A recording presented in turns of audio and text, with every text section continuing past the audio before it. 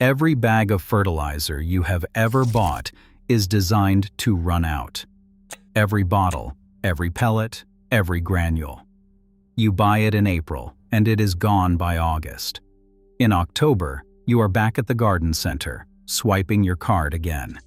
That is not an accident. That is a business model.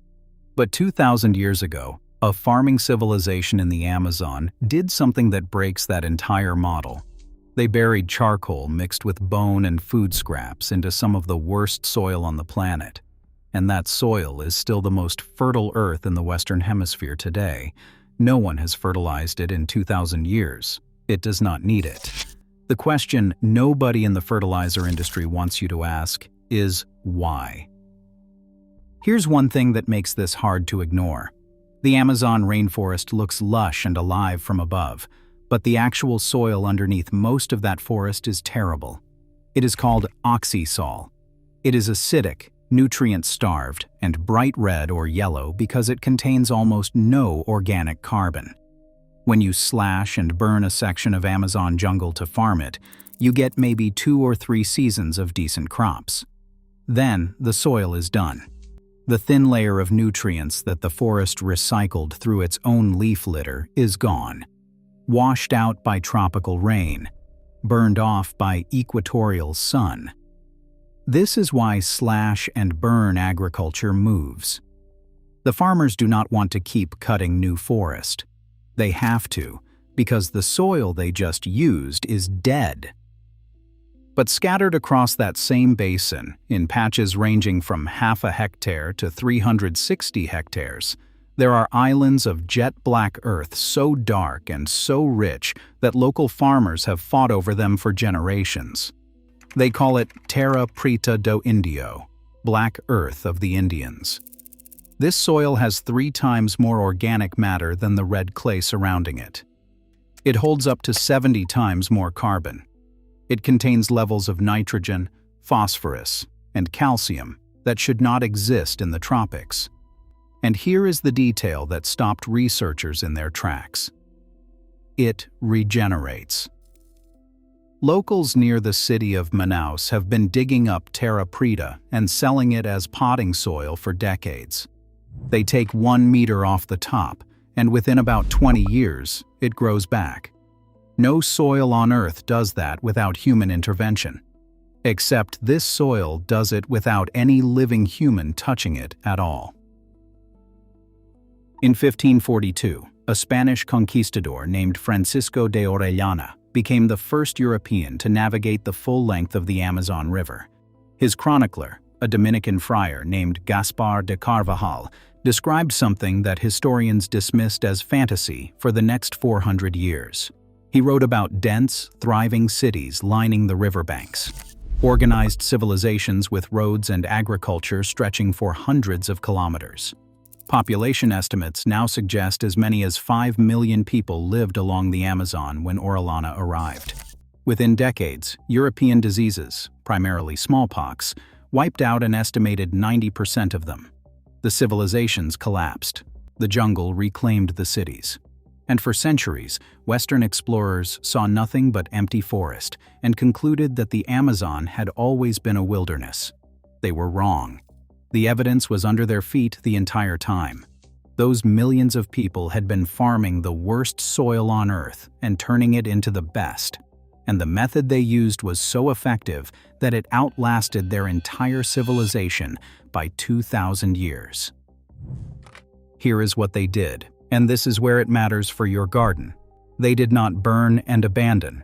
They practiced what scientists now call slash and char. Instead of letting fire reduce everything to ash, which releases carbon into the atmosphere and disappears within a season, they smothered the burn. They controlled airflow so that wood converted into charcoal instead of ash. Charcoal is not the same as ash. Ash dissolves. Charcoal persists. Its molecular structure is a lattice of stable carbon rings that resist microbial breakdown for centuries. Under a microscope, a single gram of this charcoal has an internal surface area of up to 9,000 square feet. That is nearly the floor space of a 5-bedroom house packed into something you can hold between your fingers. They mixed that charcoal with fish bones, animal remains, food scraps, broken pottery, and human waste.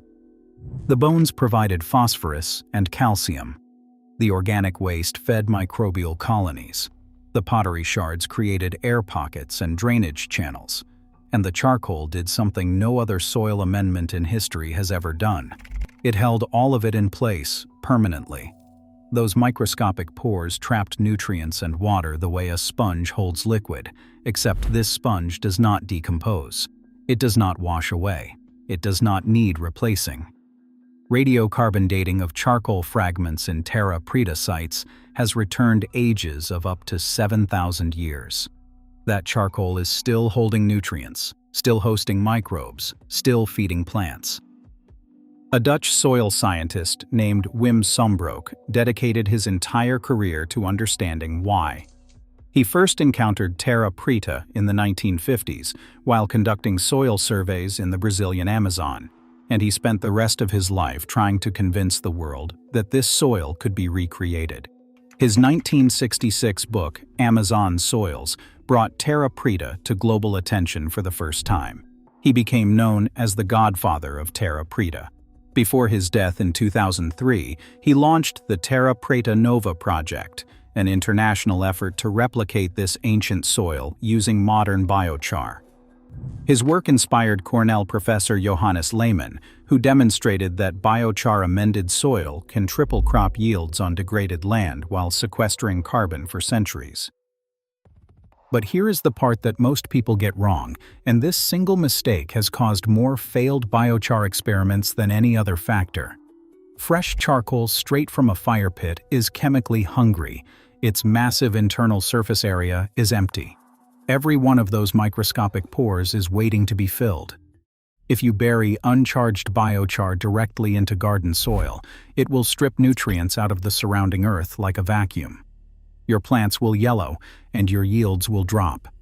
You will conclude that biochar does not work, and you will go back to buying bags of synthetic fertilizer.